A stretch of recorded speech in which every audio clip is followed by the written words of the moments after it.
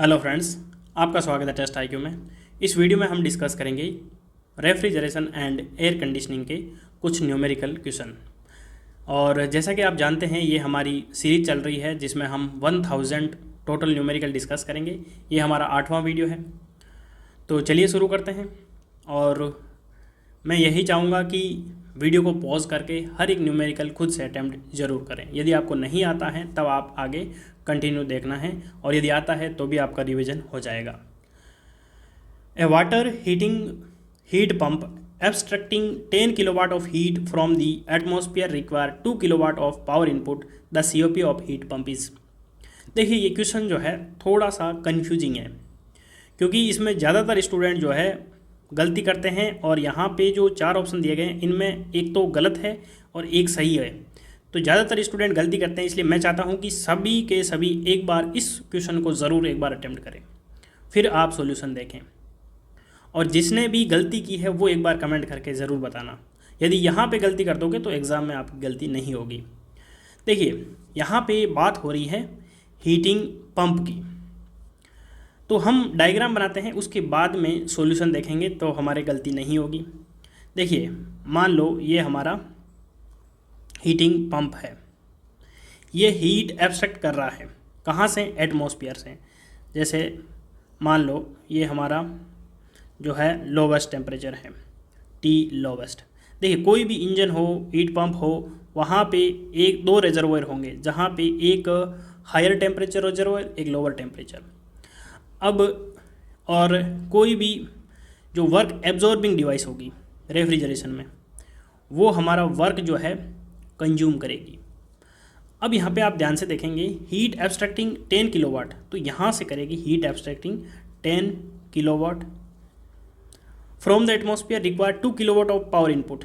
तो यदि work done जो होता है जूल में दे रखा होता है तो हम वर्क डन लिख देते हैं, और जूल पर सेकेंड तो वहाँ पे पावर लिख देते हैं। तो ये जो वर्क इनपुट कितना है, 2 किलोवाट ये कंज्यूम कर रहा है। क्योंकि रेफ्रिजरेशन में जितनी भी डिवाइसेस होती हैं वो वर्क कंज्यूम करती हैं, और वर्क प्रोड्यूसिंग डिवाइस होती है ना, वहाँ पे वर्क जो है आउटपुट हमें मिलता है, जो कि इंजन में मिलता है। तो यहाँ पे अब ये देखिए, इम्पोर्टेंट चीज़ क्या है? इम्पोर्टेंट चीज़ ये है कि यहाँ पे पंप दिया गया है। तो पंप में जो है हमारा जो डिज़ायर्ड इफेक्ट होता है, यानी कि जैसे कि पंप जो होता है सर्दियों में हम यूज़ करते हैं हमारे रूम को गर्म करने के लिए, यानी कि बाहर से ये हीट कंज्यूम करेगा, और जो वर्क इनपुट हम यूज़ करेंगे वो भी कंज्यूम करके और हमारे रूम को हीट देगा। यानी कि जो टोटल हीट कितनी आ रही है, टोटल हीट ये कि देखिए, आप जो इन आ रहा है और आउट जा रहा है, तो ये 10 किलोवाट, ये 2 किलोवाट, यानी कि टोटल कितना हो जाएगा? 12 किलोवाट। तो हमारी COP की क्या होती हैं?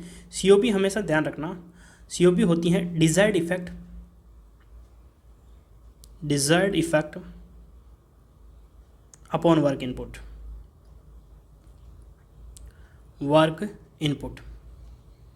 अब देखिए, मैं यहाँ पे रेफ्रिजरेशन इफेक्ट नहीं बोलूँगा, क्योंकि रेफ्रिजरेशन इफेक्ट सिर्फ रेफ्रिजरेटर के लिए ही यूज़ होगा।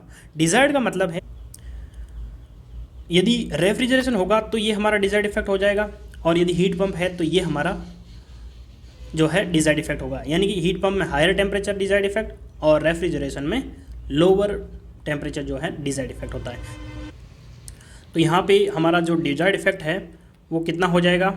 12 किलोवाट अपॉन वर्क इनपुट कितना है? 2।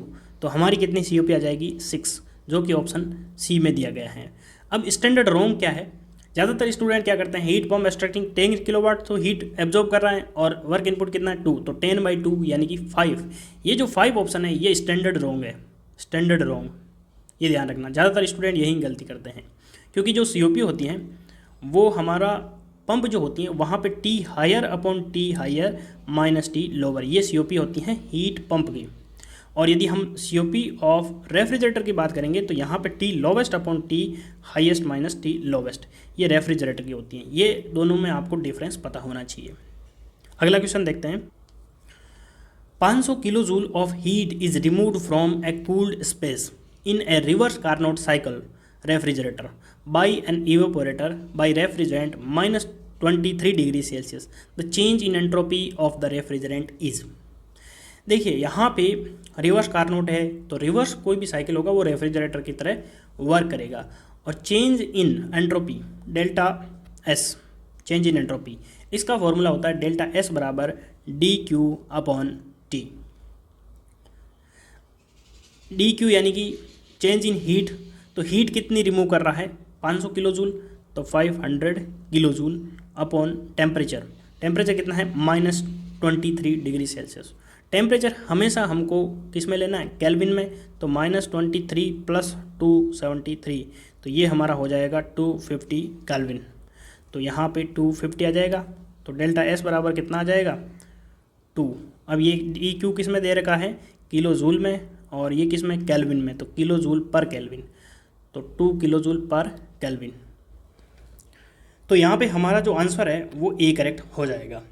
अब कुछ स्टूडेंट का कन्फ्यूज़न क्या है कि heat is removed from the cooled space, तो यहाँ पे डी क्यू नेगेटिव होना चाहिए और हमारा जो आंसर है वो बी आना चाहिए। लेकिन यहाँ पे बात क्या हो रही है, cycle refrigerant by evaporator, refrigerant 27 degree Celsius, change in entropy of the refrigerant, यहाँ पे एंट्रोपी चेंज किसकी पूछी है, रेफ्रिजरेंट की। तो यहाँ पे जो कूल्ड स्पेस है वहाँ से रेफ्रिजरेंट ने हीट रिमूव की, इसका मतलब क्या है, जो हमारा रेफ्रिजरेंट है उसने हीट एब्जॉर्ब कर ली, तभी तो कूल्ड स्पेस जो है हीट रिमूव होगी। तो ये जो हीट रिमूव की, ये एब्जॉर्ब किसने की, इस रेफ्रिजरेंट ने, यानी कि रेफ्रिजरेंट ने हीट एब्जॉर्ब की, इसका मतलब उसकी जो एंट्रोपी है वो बढ़ेगी। तो इसीलिए ये जो है 2 किलो जूल पॉजिटिव आएगा, ऑप्शन यहाँ पे ए करेक्ट आ जाएगा, ना कि बी। तो मुझे उम्मीद है कि आपका ये डाउट क्लियर हुआ होगा। अगला क्वेश्चन देखते हैं। An ideal refrigerator maintain a temperature of -23 degree Celsius when placed inside a room at 27 degree Celsius. Heat infiltration refrigerator is 0.5 kilo joule per second. The power required to pump the heat out is. तो यहाँ पे आपको power पूछी है, तो simply यदि temperature आपको दे रखा है तो एक ही हमारा फॉर्मूला है। ज़्यादातर क्वेश्चन जो है सीओपी से रिलेटेड ही रेफ्रिजरेटर में पूछे जाते हैं, और यहाँ पे बात हो रही है रेफ्रिजरेटर की। तो जब रेफ्रिजरेटर की होती है तो यहाँ पे T lowest upon T highest minus T lowest होता है, और दूसरा क्या होता है, desired effect upon work input. तो ये दोनों फॉर्मूला यहाँ पे काम आ जाएंगे। टी लोवेस्ट टेम्परेचर कितना है, -23 डिग्री सेल्सियस। अभी हमने देखा था कि -23 डिग्री सेल्सियस कितना होता है, 250 केल्विन, अपॉन टी हाईएस्ट कितना है 27 + 273 यानी कि 300 केल्विन माइनस 250 केल्विन बराबर हो जाएगा। हीट कितनी रिमूव हो रही है अपने आप, ये हो रही है 0.5 kilo joule per second, 0.5 kilo joule, और इसी के लिए हमको वर्क जो है इनपुट देना पड़ेगा। तो वर्क डन कितना हो जाएगा यहाँ पे, ये हो जाएगा आपके 50 और ये हो जाएगा 5, तो 5/0.5 यानी कि ये हो जाएगा आपके, सॉरी ये ऊपर जाएगा तो ऊपर 0.5 रहेगा, सॉरी W बराबर 0.5/5 यानी कि 0.1। ऑप्शन यहाँ पे ए करेक्ट हो जाएगा। A 10 ton refrigeration system consume 10 kilowatt of electrical energy, its coefficient of performance will be. अब देखिए सीओपी के मैंने बहुत सारे क्वेश्चन करवा दिए, यहाँ पे इंपॉर्टेंट चीज़ एक ही है, 10 टन। अब आपको यदि टन के बारे में पता है तो आप इसका आंसर इजीली निकाल पाएंगे, क्योंकि ये हलवा क्वेश्चन है, एकदम इजी क्वेश्चन है। तो बात करते हैं सीओपी की, तो सीओपी हो जाएगी desired effect upon work input. तो यहाँ पे हीट कितनी हो रही है, 10 टन ऑफ रेफ्रिजरेशन सिस्टम। देखिए यहाँ पे बात हो रही है 1 टन की, 1 टन ऑफ रेफ्रिजरेशन सिस्टम बराबर 3.5 किलोवाट होता है, ये ध्यान रखना। तो 10 टन के लिए कितना हो जाएगा, 10 टन के लिए 35 किलोवाट।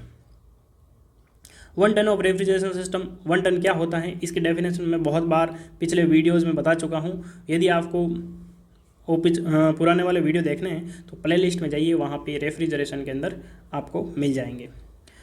तो यहाँ पे हीट कितनी रिमूव हो रही है, 10 टन यानी कि 35 किलोवाट, अपॉन वर्क कितना कंज्यूम हो रहा है 10, तो बस 3.5 हमारी सीओपी आ जाएगी। ऑप्शन यहाँ पे बी करेक्ट हो जाएगा।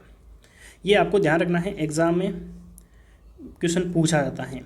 अब देखिए एक इम्पॉर्टेंट चीज़ और है, 1 टन बराबर 3.5 किलो वाट यानी कि किलो जूल पर सेकंड, यदि किलो जूल पर मिनट में करेंगे तो इसको क्या करेंगे 3.5 इंटू 60 कर देंगे तो ये किलो जूल पर मिनट में आ जाएगा।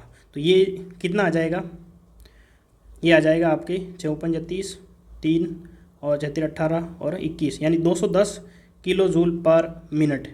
ये भी आपको याद रखना है, ठीक है ना।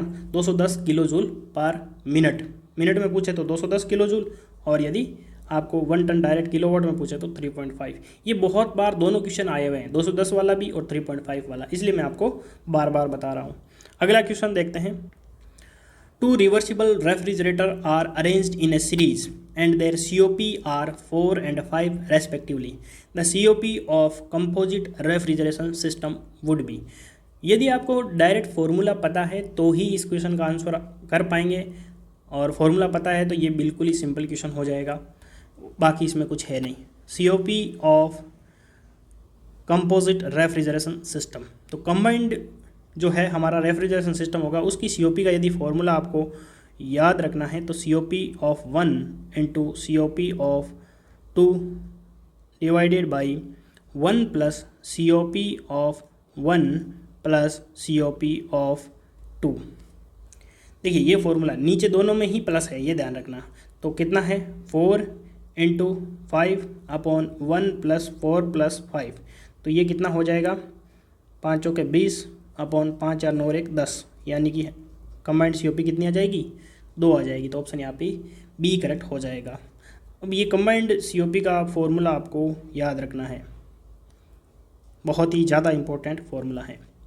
तो फ्रेंड्स यहाँ पे हमने 5 क्वेश्चन डिस्कस किए रेफ्रिजरेशन सिस्टम के, और आपको वीडियो जैसा भी लगा कमेंट करके ज़रूर बताना कि वीडियो कैसा लगा, और यदि वीडियो पसंद आया तो वीडियो को लाइक ज़रूर करना, और ये सीरीज़ कंटिन्यू चलती रहेगी, बस आप वीडियो को शेयर ज़रूर करें, ठीक है। तो वीडियो को कंप्लीट देखने के लिए धन्यवाद। मिलते हैं अगले वीडियो में, तब तक के लिए जय हिंद जय भारत।